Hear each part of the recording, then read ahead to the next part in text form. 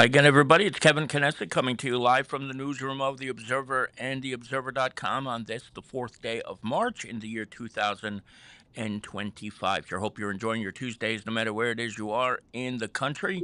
And today I am very happy to bring on board with me for the first time in a while my good friend Tony Mondaro from the Harrison Weather Center. He joins us live from Harrison right now to talk about the weather. Tony, good to see you, buddy. Hi, Kevin. And timing couldn't be any better because we do have some weather to talk about for Wednesday. Oh, really? All right, so let's get right into it. What's happening on Wednesday, tomorrow? So, right now we have 50 degrees in downtown Kearny, New Jersey. It should go up between 50 and 55 this afternoon. And we have a storm system that's going to be traveling to our northwest. But unfortunately, like mid to late afternoon tomorrow, we'll be dealing with periods of rain. It possibly could be some heavy rain, and also thunder. Some thunderstorms are possible as well with strong gusty winds. Timing's not going to be right because you got the kids getting out of school around 3 o'clock and the evening rush hour. So before that happens during the course of the day, there could be a couple of rain showers. It'll be a mostly cloudy, breezy day, but mid to late afternoon is when things should start to ramp up into Wednesday evening and clears out on Thursday. It's going to be mild with temperatures in the 50s to perhaps near 60 tomorrow. And then not too bad, after the storm passes, the front passes on Thursday will clear out. And it looks like it's not going to be a bad weekend. I also looked ahead, and I know this is not something you do often, and I saw the number 7 in a long range forecast. Is it too soon to talk about next week and the possibility of getting into the 70s? Is that something you see on the radar yet, or are we too far out from that? Kevin, it's a little far out for that just yet, but there's going to be a milding trend. I think the coldest of air that we had to deal with in January and February is long gone by. We'll start to see temperatures moderate, as we get deeper into the month of March, which is good news. Even though in the last couple of nights we did get back into the 20s. So the teens and near 10 degrees, I think, is done for the season. And on March 1st, we entered meteorological spring. So it'll start to get warmer as times go by. Well, also on some weather apps, people are probably thinking around the 9th to 10th, one of the computer models, global forecast system model, was going for another blizzard. And now this has been doing this for, every couple of weeks. These big major storms will Yeah. appear up on the map and then they'll disappear. Um, this is the reason why we shouldn't be fooling around with funding for the National Weather Service and NOAA, because we need to refine these computer models and try and get this right. I was one of those lurkers in the background while I wasn't on the show, and you brought up a pretty good point of why some of these computer apps and models going for these big snowstorms and all of a sudden they disappear. Here, with that situation a couple of weeks ago, most of the computer models were going for a little something for a couple of days, and all of a sudden they shut off and they reversed course as we had a subtle change in the jet stream and brought the storm, as you saw, further south. Yeah, it's kind of funny you bring that up, and I'm glad you did because when we saw that, and it went from literally within an hour, 24 inches of snow to zero on one of those models, that's where we knew, this is not something that you would ever do because I think what it would have done, well, what it sort of did was cause a little bit of panic, like, oh my God, we could be looking at a blizzard for the first time in a few years here. And it wasn't even close. That day there were only a couple of sprinkles of snow that day. So again, that was dangerous that happened, and I'm sorry you weren't around for that. Right, and we'll be around though now for the future, so we'll be able to, get this, try and get it right. And Kevin, you did a stellar job in my absence. Thank you very much. Thank you. No, it's not the same though. Not the same. Not even close. You had mentioned NOAA and funding. What's going on with that? What do you know about that? Well, I'll tell you, it's kind of dangerous times because our local National Weather Service office in Upton, New York, has not been affected by it, but the Mount Holly office down in central and southern New Jersey, which covers most of the state, the National Weather Service, our local office which covers the metropolitan area, is up in New York. The rest of the state, Mount Holly. Mount Holly lost two probationary meteorologists that are down there, and from what I understand, more cuts are coming, and our meteorologists are met in charge at the Upton office just hired on Friday. So we're already getting a change in landscape, even at our local office, as far as the officials there. But thankfully, from within, we're going to have some of their experts still stay on board, at least on the top there, which will be important because we don't want to see any crazy shifts and changes. And if the weather service ever privatizes, it's not going to be good news for us at all. Who is making these cuts? Where's that coming from? I don't even know. Is this a state issue? Is it a federal issue? Where's it coming from? Well, it's the the new administration down in Washington federal, the state that has and local has nothing to do with these cuts here. But I have to say, for those who are watching this live and also on replay, please reach out to Congressman Menendez and our local leaders. We do not want cuts to the National Weather Service or NOAA. And depending on where you get your cup of coffee, either Dunkin' Donuts or Starbucks, that's what it costs the average American citizen to pay for weather information and get that information from the Weather Service every year about the price of a cup of coffee, which is not very expensive. No, not at all. I'm afraid to ask this question, but let's say there are some further cuts from the federal government. Will this potentially affect the Harrison Weather Center in a negative way? No, we've had the hindsight the years ago where most of our information we pay for it now through vendors, and we've had to drop a couple of vendors in the recent months because we saw this shift coming to have the best information that we possibly could. And Right. give you one for instance, we were able to get in past winters every time. Well, I shouldn't say every airplane, but some airplanes at a Newark airport when they launch have weather instruments on it, and we were able through a special website to see that information live in real time. And it helped in the snow fighting efforts to see if the snow would turn to sleet and freezing rain and precipitation types. Now we got cut off from that, so now we have to use the New York State Mesonet, which has a profiler sensor in Staten Island that scans the atmosphere live 24 by 7, but sometimes that information is not available to us sometimes when we need that information. And so we've already got some degraded information coming this way, sometimes in these winter situations. So that's one way we've been affected so far. Wow. Wow. Now, about the Harrison Weather Center itself, I'm looking in the background and it looks a little different, or am I just, is it maybe just the angle that you're sitting on? Do you have any new equipment back there, or what's going on? No, it's the angle. This is what you're over my shoulder is the main operations area where we sit at. And I was too lazy to move the rest of the computers so that we have computers on our left. All So right. I just tilted the table a little bit more. I kind of like this view too. I do And this too. is not, this is actually, real. This is not like a fake background too. So Right. this, you know, thanks for everybody on the GoFundMe, the local towns, the county sheriff's department were able to provide this information.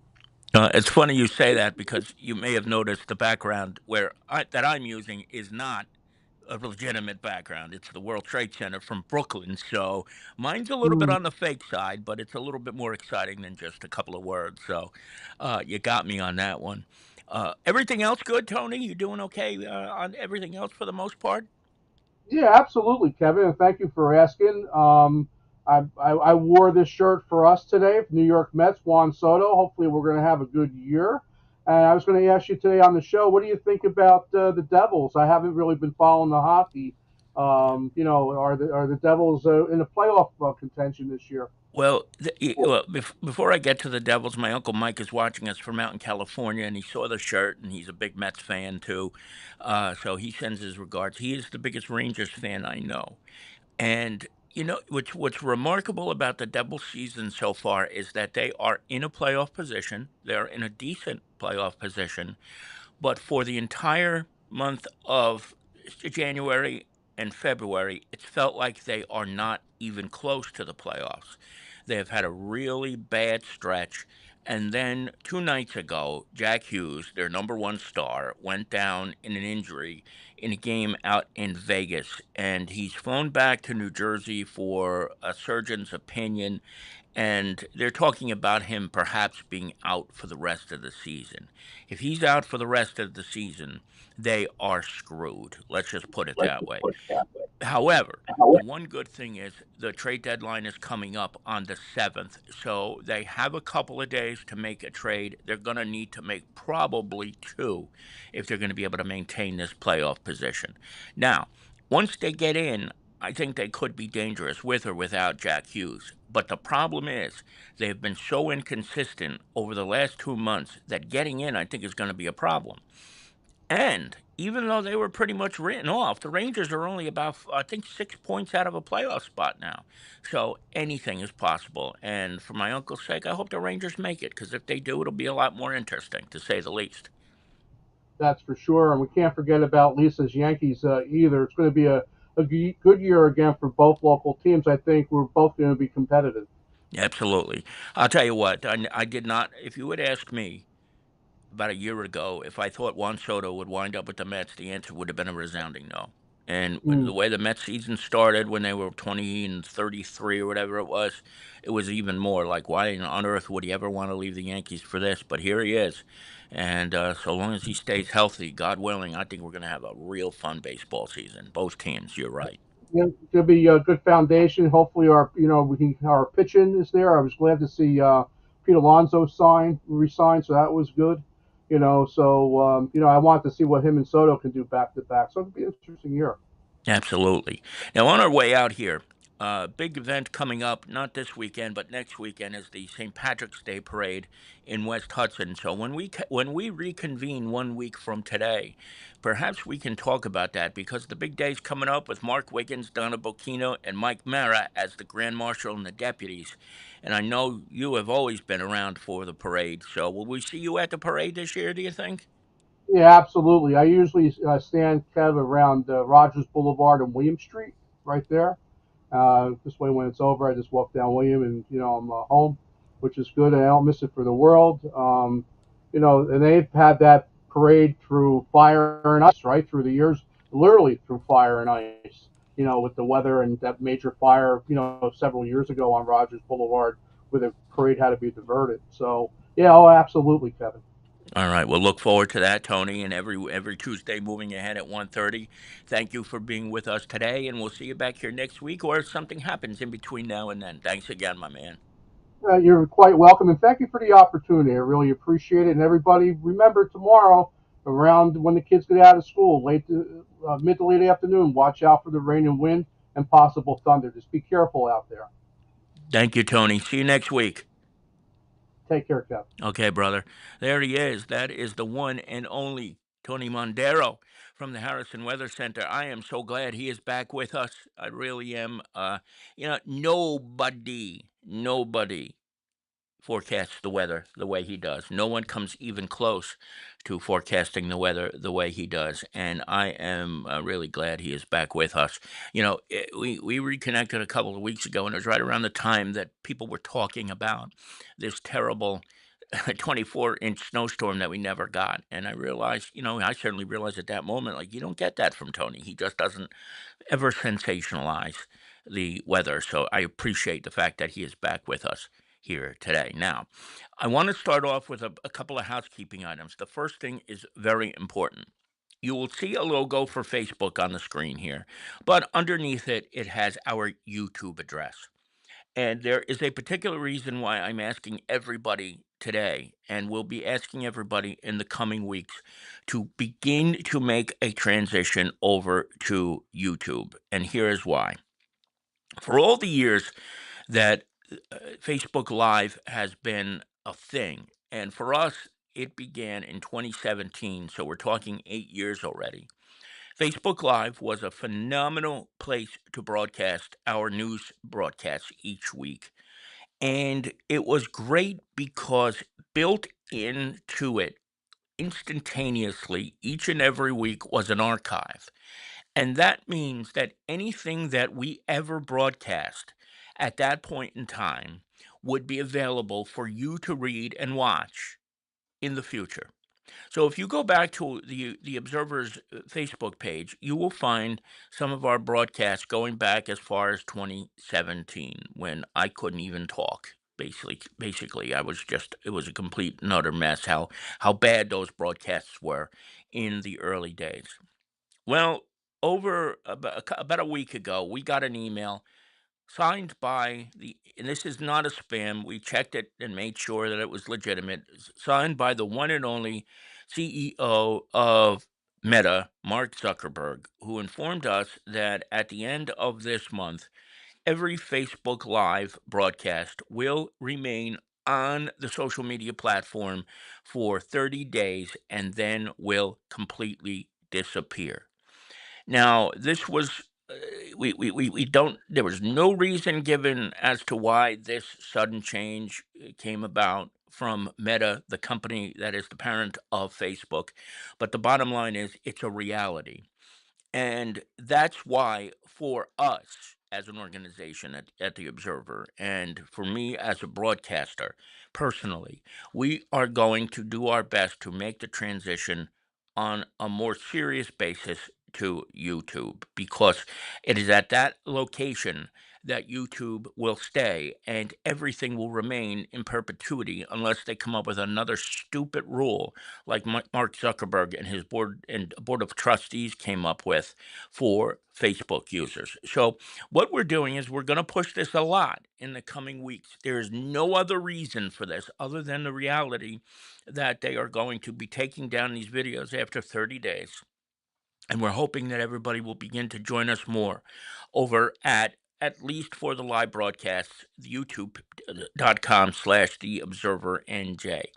Now, some people are going to say, well, it doesn't matter. I don't need to see the archives. But for the sake of us and for keeping a historical accurate record, this is what makes most sense. So we're hoping that everybody will make the switch with us, at least for Tuesdays at 1:30. We're not suggesting that anybody should leave the platform of Facebook, even though I have on a personal level. But if you could, it would do wonders for us and you'll be able to see more. That's just the bottom line. If you're able to make that switch over to there for us. So that's coming soon. So while you have a chance, go over to youtube.com/slash the observer NJ and subscribe to us. And if you do subscribe to us, you will also be able to get notified whenever we go live. You will never have to worry about knowing when or if we are going to be live during the course of a broadcast. And what you'll do is when you actually subscribe over on YouTube, a little thing will come up. There's a little bell, and you can hit whether you can get periodic or notified every single time we go live. That's a choice that you can make. We, of course, would hope that you would choose every time we go live. But if you don't want to get notified every time on a Tuesday that we join you live or on a Friday when we do it on occasion, you can hit periodic updates and choose that. But what I'm going to do is I'm going to do a screen video and show everybody how to do it so that you will get those alerts, Muga, once I get a chance to sit down and do that so you can see how easy it is to like and subscribe and then get those alerts, which Facebook used to do. That's what I don't understand. They used to do it all the time, but they don't do it anymore. And that's why it's become even more of a nuisance. Now, you'll forgive me for this because I am going to do something a little bit on the personal side. Yesterday was my mother Margaret's birthday. She was born on March the 3rd. So yesterday she celebrated her birthday with Mike, my stepfather. They went out for lunch. And, I don't get to see my mother as much as I used to. We live about 50 miles apart. It's not really all that much when you think about it, but I always think about her, especially when it's around her birthday time, about what a special human being she is. I'm not writing her off here. Gee, sorry.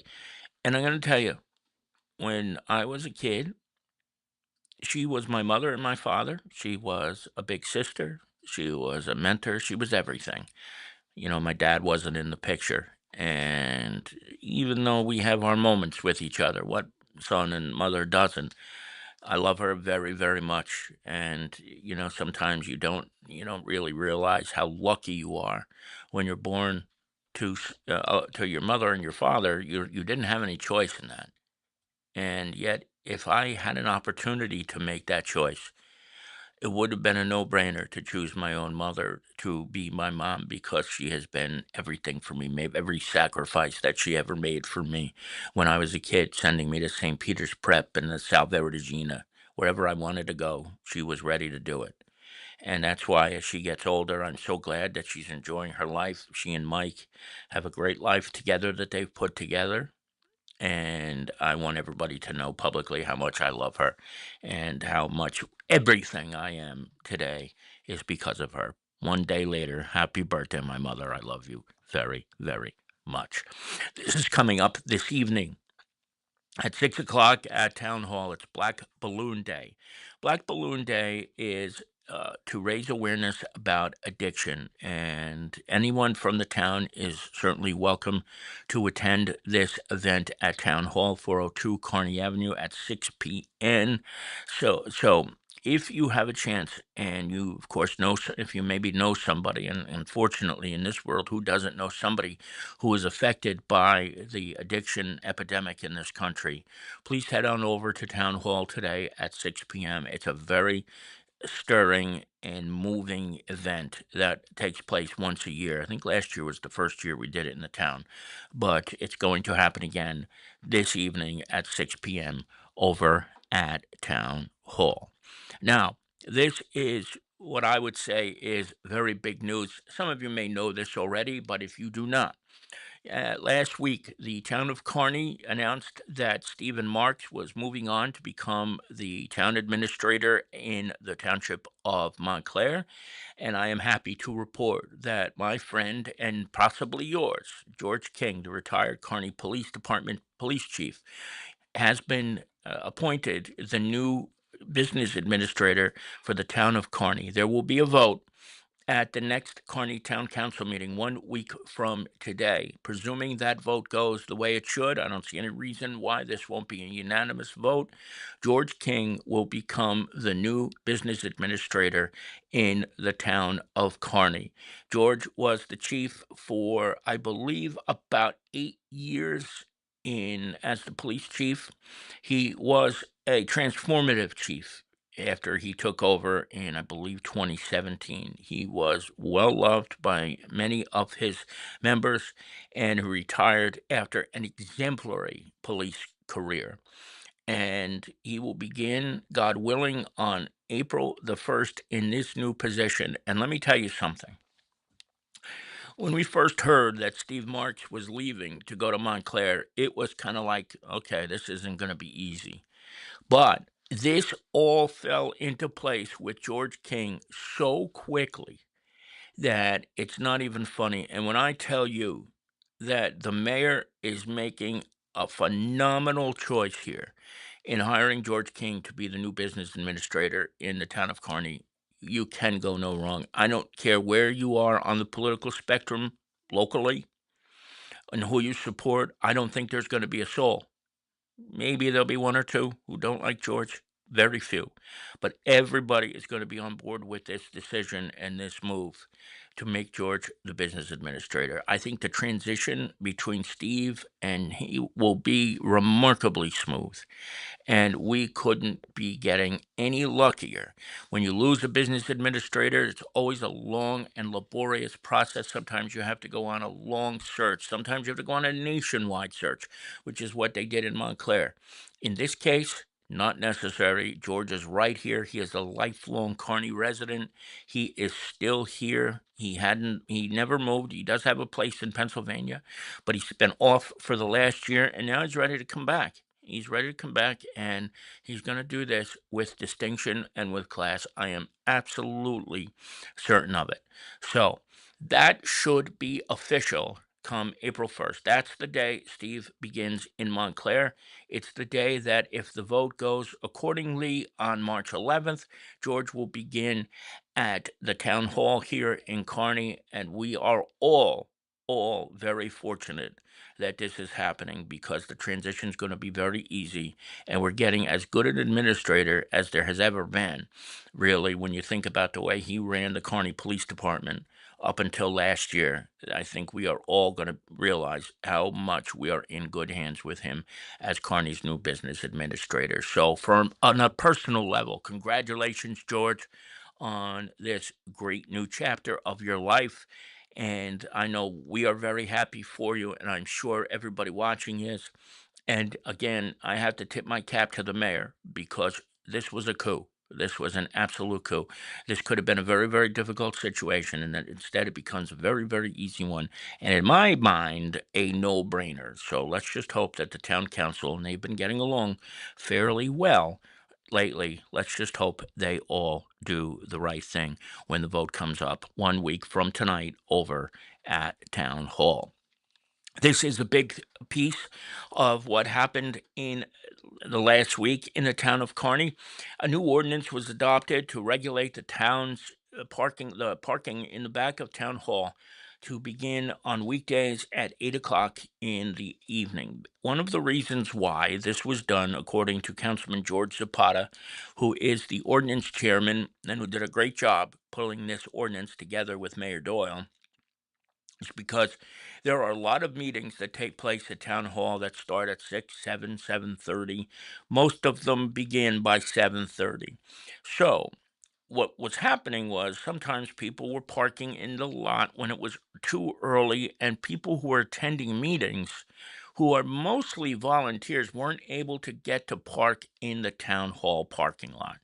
And so that became an issue for those people who were trying to find somewhere to park. You can't find a spot. So George Zapata, Councilman Zapata, Mayor Doyle, Jim Bruno, and I think Steve Marks, the township administrator, and a few others got together. They came up with this compromise ordinance, and now for residents in that area to park at the town hall lot, it has to be at least 8 p.m. and that extends until the next morning at 7 p.m. I think George and Carol Jean did a phenomenal job pulling this together. They really did, and this should be a good compromise. And one of the but didn't get to this before, but one of the reasons is because, if you're a volunteer and you're there for a 7 o'clock meeting and you can't find a spot, that's very discouraging. And as Councilman Zapata said, it kind of ruins the spirit of volunteerism when something like that becomes such an issue. So hopefully now this won't be much of an issue. And if you read the story in this week's edition of The Observer, it begins on page number 1. You'll find out how this is going to be enforced and how people are going to be notified of these changes. And one of the ways they will be is through our story and this particular broadcast. So well done, Councilman Zapata and Mayor Doyle, on this and getting this done, getting it done pretty efficiently. All right, I'm going to take a short break. I have a little bit of a cotton mouth here, so we'll take a short break. And when we come back, we will talk a little bit more about a couple of things that are going on. So don't go away, but we will just give me about 60 seconds and we'll be right back. Sometimes we know what's next.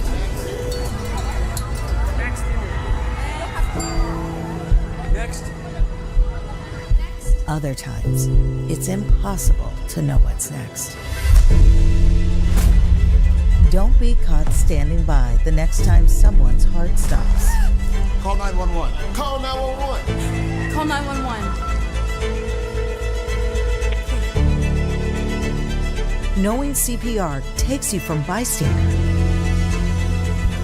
to lifesaver.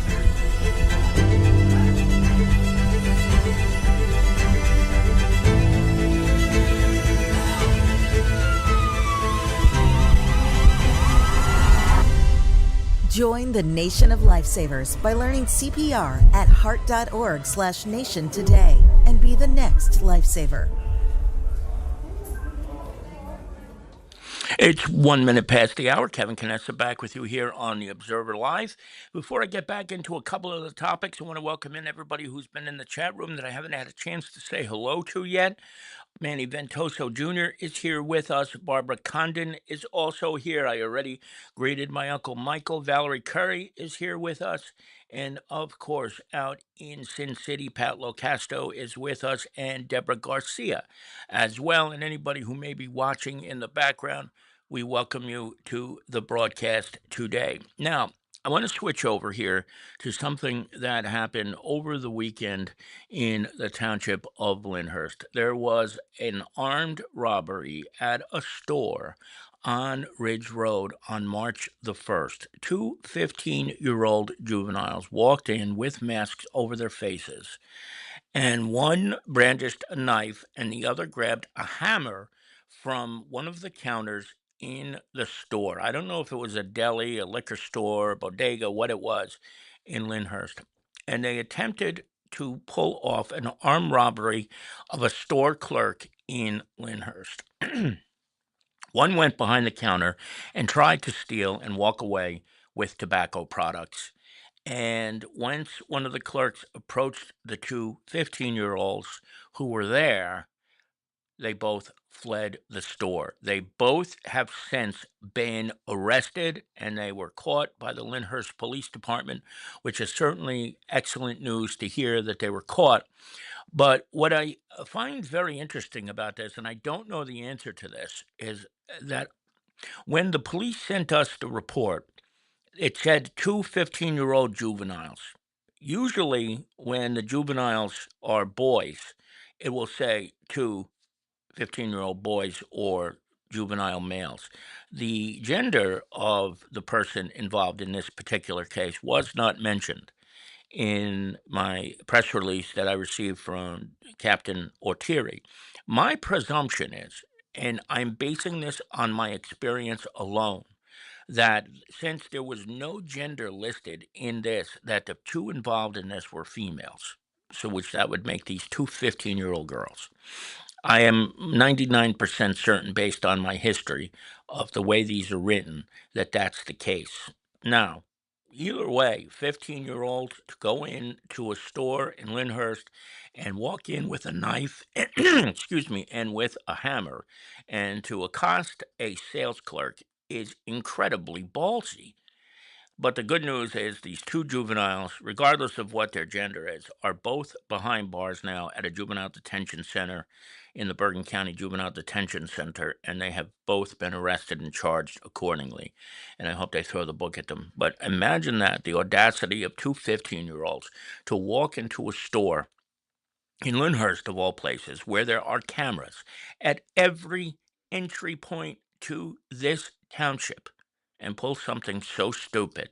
It's not even funny. And you got to remember, what I'm saying is the truth. There are cameras at every entry and exit point in the township of Lyndhurst. When you are in Lyndhurst, chances are the police can see you at some point in time. And these two buffoons walk in, try to stick up a store of some kind, and walk away with tobacco products. But luckily, both were caught within minutes of walking out of this place, wherever it was, along Ridge Road. So congratulations to the Lyndhurst Police Department, Captain Ortieri and his detectives, for getting this crime solved so quickly, and to all of the patrol officers, sergeants, and lieutenants who were involved as well. Excellent job getting this done. Now, I have a video to show you. I have a couple of videos to show you. However, this one was sent to me by Mark Wiggins, who I think if you are a regular to this program or you are from this area knows, he is the Grand Marshal in the United Irish Association of West Hudson St. Patrick's Day Parade coming up a week from this Sunday. And he sent me this video that somebody took for him from the United Irish Grand Marshal's dinner a couple of weekends ago, where he and Donna Bocchino and Mike Mara were honored. But this was Mark being Mark, and it is certainly something that everybody should see. And just so you know, the two people in this video who are prominent are Mark Wiggins and Mayor Carol Jean Doyle. Take a look at this.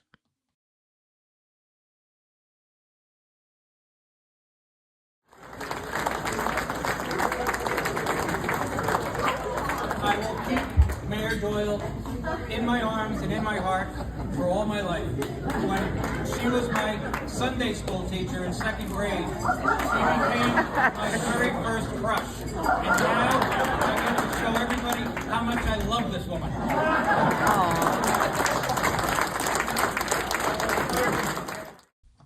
Only Mark Wiggins could get away with picking up the mayor of the town of Kearny and holding her in his arms in front of hundreds of people at a dinner. Only Mark Wiggins. Mark, thank you for the great laugh and for being you. Only Mark. Barbara said it. That is the end of discussion. Only Mark. And Barbara knows. Barbara worked with Mark for many, many years.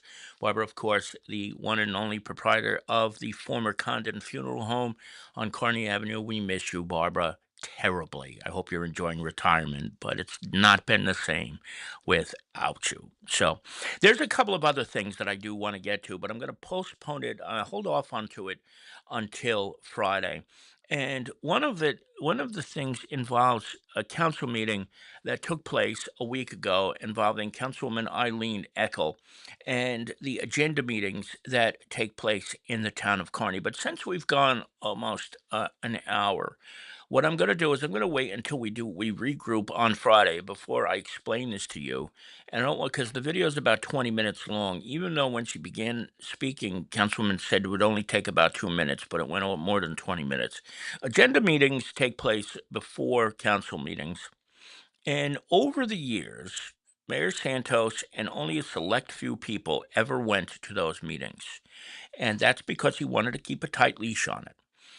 After Mayor Santos resigned and Mayor Doyle became mayor, suddenly everybody and their mother wanted to go to these meetings, at the agenda meetings, and it became like the most important thing since sliced bread was invented.